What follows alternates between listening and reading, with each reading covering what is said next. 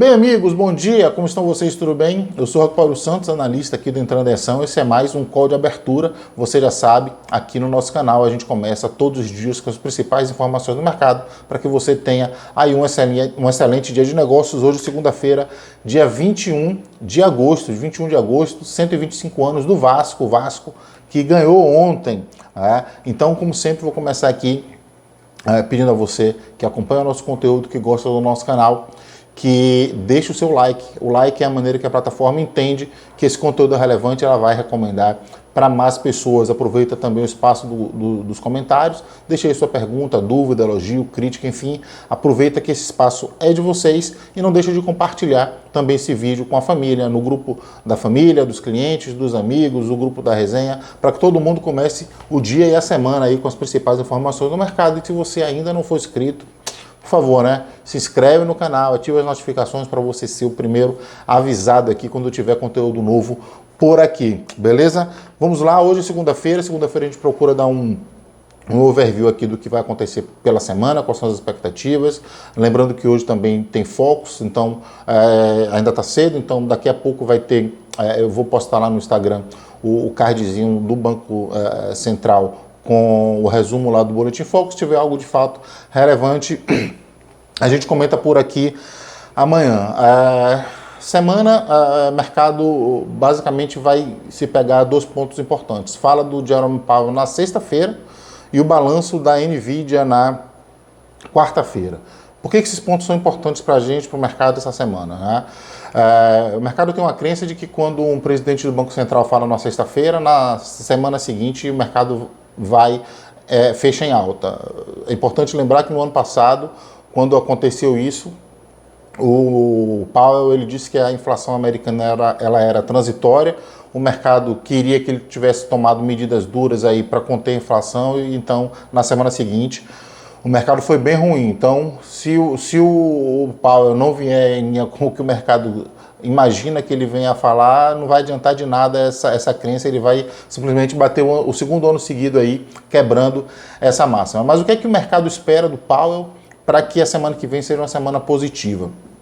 O mercado espera que o Powell diga que a inflação ela está sob controle e que nós teremos no máximo mais uma alta na taxa de juros esse ano nas 3 reuniões que faltam. É importante entender que, de fato, o número da inflação veio controlado. A gente tem observado que as notícias já não são tão negativas assim. Por exemplo, pedidos de seguro-desemprego já têm vindo mais em linha com a expectativa, já não surpreende mais tão negativamente quanto antes. Porém, os dados de venda no varejo foram dados que, de uma certa forma, deixou as antenas lá do Federal Reserve, do Fed, ligadas. Por quê? Porque vem mostrando que o consumidor americano ele está disposto a ir para a gastança, ele já está super endividado, a gente já falou sobre isso aqui, e as vendas estão aquecidas. A gente sabe que quando você tem demanda do consumidor, os preços tendem a subir. Então é importante ficar ligado aí para ver exatamente o que é que vai acontecer. A expectativa é, como eu falei, são 3 reuniões ainda daqui para o final do ano, então a expectativa é pausa nessa próxima reunião, um aumento de 0,25 na seguinte, e a última reunião pausa de novo. Se o mercado vier, se o Powell vier em linha com isso, com o discurso de que a inflação está praticamente controlada, que o trabalho do Fed está praticamente feito, que recessão ficou para trás, pode ser que aconteça isso. O outro ponto importante de expectativa da semana é em relação ao balanço da Nvidia. A Nvidia hoje, um dos players mais importantes dentro do índice S&P 500. A expectativa do mercado é que a Nvidia traga no seu balanço uma demonstração de que a questão da inteligência artificial ela não é suficiente apenas para puxar o preço das ações para cima. Ele espera que isso reflita no balanço, ou seja, a inteligência artificial é bacana porque puxa o preço da ação para cima, mas entrega lucro. Se isso acontecer, começa a clarear para o mercado de que sim, essa ferramenta ela tem um potencial de entregar resultado para o acionista, não somente para aquele cara que está tradando a ação. É o que o mercado espera, que essa tecnologia se consolide dessa forma, entregando lucro para o acionista. Se isso vier a acontecer essa semana, vai parecer que os astros vão estar alinhados e tudo tende a correr bem. Importante lembrar, a S&P no mês de agosto já cai 4,8% e o mercado, como a gente comentou na semana passada, tem uma expectativa de que a rentabilidade das ações entregue mais do que o que entregou até aqui, nesse momento, no ano 2023. No Brasil, na sexta-feira, um pacote de incentivos para a atração de investidores estrangeiros na China fez com que o preço de commodities desse uma puxada forte para cima. Então, o minério de ferro subiu ali na ordem dos 3%, o petróleo subiu ali aproximadamente 1%. Isso fez com que a sequência negativa aqui de 13 pregões seguidos de queda do Ibovespa se encerrasse. Então, o Ibov encerrou essa sequência negativa. Mas é importante a gente entender que, muito provavelmente, isso ainda não é uma inversão da tendência de queda para uma tendência de alta. Isso pode ser algo pontual, principalmente, como eu disse, foi uma sexta-feira de poucas notícias, e aí essa notícia lá do pacote chinês terminou prevalecendo sobre a tendência do mercado. É importante a gente lembrar que para que o nosso índice ele se consolide e feche ali o ano na casa dos 125 mil, 130 mil pontos, tem algumas coisas, alguns gatilhos que são importantes serem destravados. É importante que a gente tenha uma consolidação de dados econômicos de Europa, principalmente de China e de Estados Unidos. É importante que a gente destrave também a questão do nosso arcabouço fiscal e que isso aconteça logo. Só para a gente ter ideia, no início da semana passada a gente falou aqui que a expectativa de votação era na semana passada ou nessa.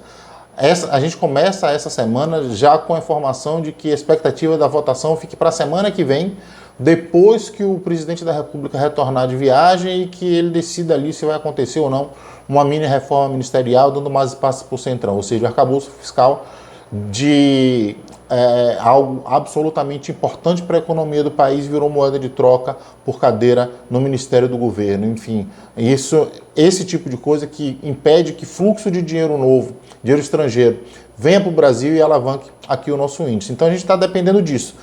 Então, enquanto isso não acontecer, a gente vai ficar nessa dependência. É importante a gente lembrar que importante a gente lembrar, não.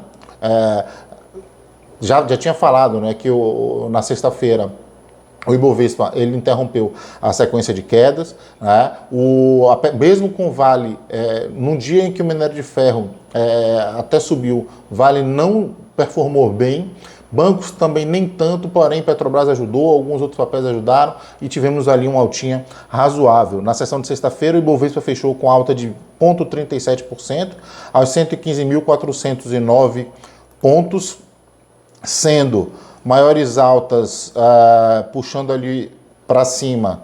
Tivemos Magazine Luiza com alta de 6,38%, Carrefour Brasil com 5,24%. Na ponta oposta, nós tivemos VEG caindo 2,22% e Redditor caindo 1,85%.